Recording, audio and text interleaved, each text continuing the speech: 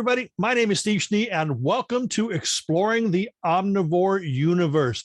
This is a show that will delve into the vast catalog of Omnivore Records. Now, some may know them for their reissues, but they've got a great roster of new artists, including the band that we'll be talking about on this episode. That's right, Lizard Music. Now, on each of these episodes, I'll be able to hopefully bring in a co-host and we'll discuss an artist or album. Now, I'd like to introduce you to the co-host of today's episode.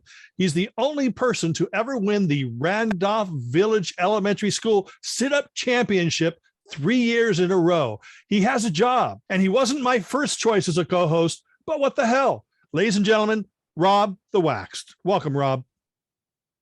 What's up, Steven? And thank you for showing up. We are going to talk about this wonderful album. I have spent a lot of time listening to this record. First off, this is already available on CD. Now, it will be released on vinyl on December 10th. Now, in stores, through either online retail or brick and mortar retail, you're going to be able to buy the black vinyl records. But if you go to the Omnivore Records website, you're going to be able to buy the colored vinyl edition. And I will put the Omnivore Records address URL right there below. But this is actually the first new release from Lizard Music in over 2 decades. See, the band actually has been around since about, I think, the mid-90s. They put out like 3 albums and a bunch of singles. And then they went their separate ways. Mikhail ended up in Wilco, and Eric Paparazzi. I'm sorry, Eric, but he became Cat Power's musical director. He worked with Brian Wilson, Lana Del Rey, the Monkees, and but it's a quartet. They put out some really odd, strange, but wonderful records. But it's been 20 years since we've heard from them. And let me tell you that anybody who's into alternative pop, rock, garage, psych, eclectic, eccentric, this is an absolutely wonderful pop record. There's so many melodies. In fact, when I was listening to this record, I sort of started, a couple of songs I started thinking like, well, God, this is like 10cc, as if they had been raised by gorillas in the Seattle Zoo, because it's so quirky and wonderful, but it has that sort of, I don't want to say grunge, but that sort of 90s alternative bass, because that's where they're from. But there's so many great songs in this album. I mean, one of the songs I was thinking, well, this sounds like the Residents if they were power pop.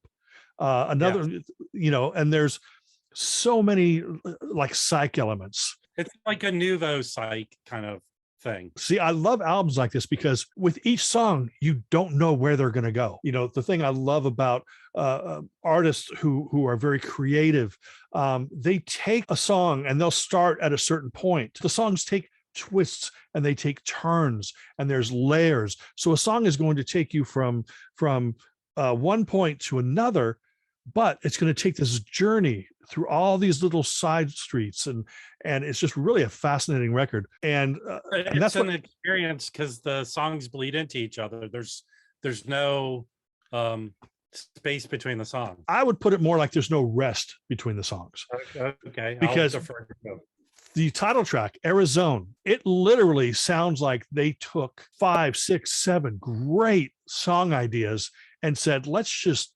throw them together randomly and put out the song. So Arizone, it's like musically, it's almost like a prog album. It's like 3 or 4 minutes of all these crazy, eclectic, eccentric, wonderful things happening.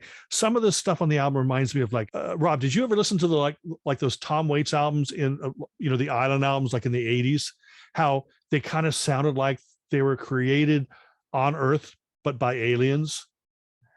Okay, yes, that's kind of what it feels like. No, I mean, he's a very eccentric dude, who is not a traditional kind of musician.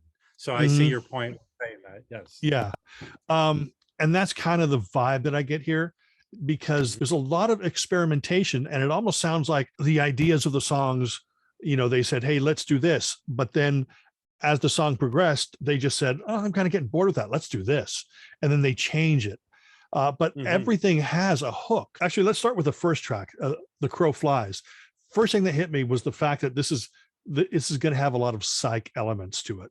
And layers too. See, there's things happening in layers. You're listening to the top and you're hearing the chugging layers, but right below that is this really cool keyboard part going on. And they blend so well together, but you put the headphones on, and it's interesting to go back and re-listen to the songs again. You're focusing on a different part of the song, and it almost takes you to a different place. But that song kind of melodically, are you familiar with Ween at all, Rob? Oh, yeah, totally. Yeah, see, because they had an album called White Pepper, and the White Pepper album, I thought, is their greatest pop album. Because it's not the goofy Ween, or the silly Ween, the fun Ween. Well, I'm familiar with the goofy Ween. Yeah, on White Pepper, they sort of stepped it up and used all their musical ideas and created this wonderfully layered, beautiful album. And The Crow Flies kind of reminds me of that. It has that sort of Beatlesque psych, but then you have garage in there, and you have this piano break in the middle of it. But it's beautiful. And then the song Mixtape, so many different layers to that. But then Keystone Cops, the real hook of the song is starts 2/3 of the way through the song. Now the whole album is like that. I mean, there are soft parts to it, like they did their best. It really has a lot of emotional depth to it, and it's got this sort of dreamy melody. Make That Drink to Go. It sounds like early T-Rex writing something for the Magical Mystery Tour soundtrack. Like I said, so many different elements and influences, but you can't really pick them out. You can't say, oh, that's Beatlesque, or that's XTC-ish, or that's 10cc-ish. I've used these bands as references, but really it's just a unique and stellar trip. In fact, the CD, like I said, is available. Rob is actually going to do something for us right now. He's going to do a sort of a seal to reveal, because he has the album in his hand there. And I'd love to see this. As Stephen said earlier, there are two versions of the vinyl version of this album. There's a traditional black vinyl, and then this is the color vinyl, which you can only get on Omnivore's website. So if you don't mind, I'll do an opening of it right now. Absolutely. Okay. Absolutely. I have my scalpel X-Acto knife. Well, first, let's open. It's a nice gatefold, which has which has all the lyrics inside. Yeah, get a good wide shot of that. Yeah. And then on the CD, if anybody forgot, it's a trifold, so it has all the stuff there. Now in the vinyl, I'll show, there's, I believe, I'm going to pull this out. There's a little card inside here. Oh yeah, and the mixtape is a song off the album. Yeah, that's real fun. And then it's an Omnivore inner sleeve. Oh, okay. That's oh, I love that. Here we'll unveil the vinyl right now, the color vinyl. Oh my gosh, that is cool. That is beautiful. In fact, I'm going to put the album cover next to it so you can see that the colors are very similar. Yeah, that's awesome. And here's the other one. It's a little different. It's a little more bluish green in there. Oh, so this is a double album, double vinyl. It's a double album. Yeah, double vinyl album. That's great. Great. Yes. Create, devour, repeat. Yeah, and they need T-shirts with this on it. It's Yeah, I would wear it. Do they have a merch store? They have a merch store. You can buy their merch on their site. And I'll have the address right down here below. Yeah. All I can say, I think this album is absolutely fantastic because of the fact that you have to listen to it a couple times because the hooks are there. And that first listen, you're not going to know where the next song is going to take you. There's some XTC obviously influence to that. Yeah. It doesn't get into the artsy part, because the artsy part can sometimes get a little overwhelming. It's not too artsy, but it's intelligent. It's a very well crafted pop record without sounding like a pop record. Like you were saying, it has those garagey band aspects to it. I think it's grounded in that. Like you said, it evolves from second to second in each song. Even their whole aesthetic, like through the design of the album and stuff, is very... This is very grounded, very earthy. But like I said, it still sounds like it's made by aliens. But the thing about the record, it's timeless. Because this album could have been made in 1968. this album could have been made in 1992 and it could have been made this year, which it was. Yes, I think you did mention this. So they reconnected after so many years during the lockdown. So this was produced in the last 2 years during the, everyone not being able to go anywhere. So see, and the lockdown has been just, we all agree, horrible for a lot of people, but something like this shows you that good came out of it. Yeah. Artists were able to create. They were able to work with each other. And again, this is a great example, as you said, as something that good came out of being confined to their environment, Yeah, exactly. Anything else you want to say about the Lizard Music Arizone album? Where you can buy CDs. Obviously, the best place to get it is from Omnivore on their website, which you will put the link. And you can pre-order both versions of the vinyl, black and colored. And then the vinyl will be out on the 10th. If you guys want to hear kind of that weird side or that probably the most eccentric and exciting and different track is the title track, because the minute you get used to the hook they're giving you, they change everything entirely, and it's just a real fun listen. Another great title that Omnivore is coming out with, and I have an early copy of it, is the new NRBQ album. Oh, wow. I have not opened it. It is sealed. I guess we're going to have to come back and do another show and talk about not only the NRBQ new album, but we'll talk about the catalog as well. Yeah, which they have a great box set that Stephen has listened to. Well, not to be exploitative, but one of my favorite movies, I was able to pick up a promo version of Spring Break because the way I came to NRBQ is they're on the soundtrack of this album. Oh, awesome. Yeah, Me and the Boys. Yeah, which is a great part of the movie where the song's playing over a montage. So great thing about NRBQ, how sometimes, people will say, well, how do I get into them? Or how do I get into a certain band? And you think like, well, a good gateway track is this, or a good gateway track is that.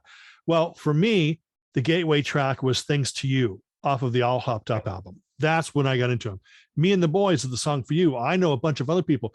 NRBQ has literally 3, 4, 5 dozen great gateway tracks. I have an album that I found thrifting, which I'm known for thrifting. I found a mint copy of one of their albums, but here what we're going to do for a little extra. Do you mind if I open this album right here? Oh, please do. Yeah. Okay.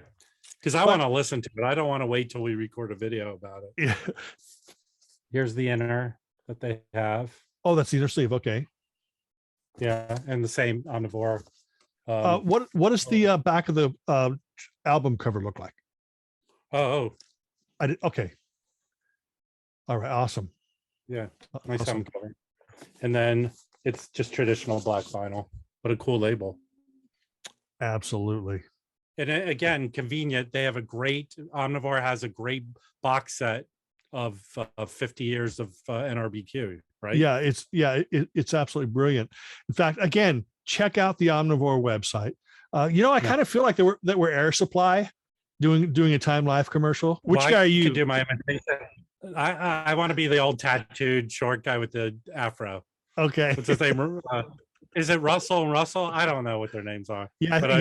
Russell Hitchcock and the other guy.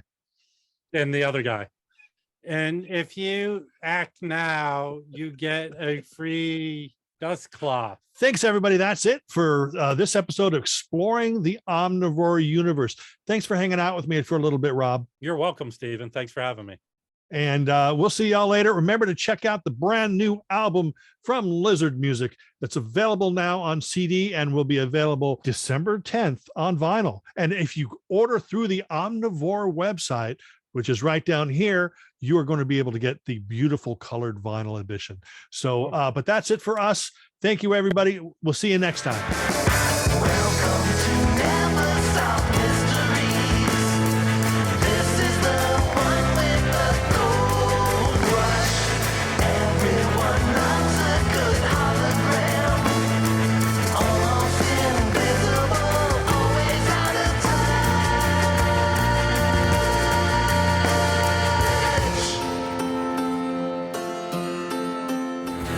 In the arcade, you can now tell.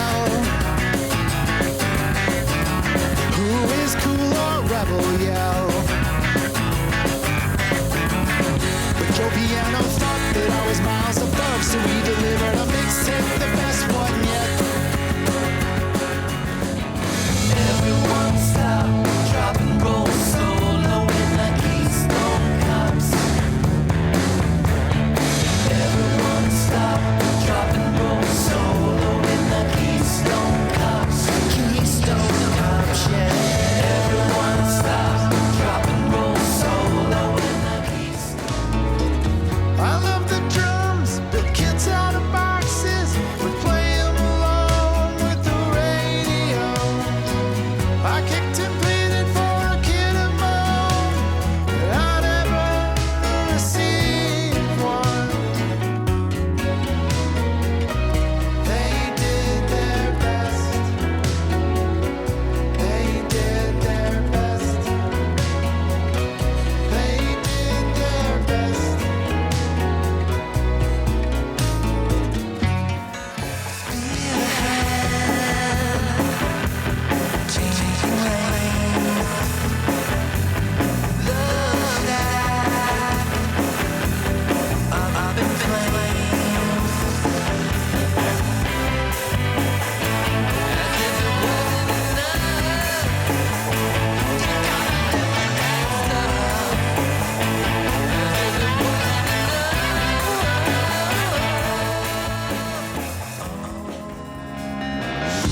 Uses extra sense perception to relate to rockers, and the reflection of complexion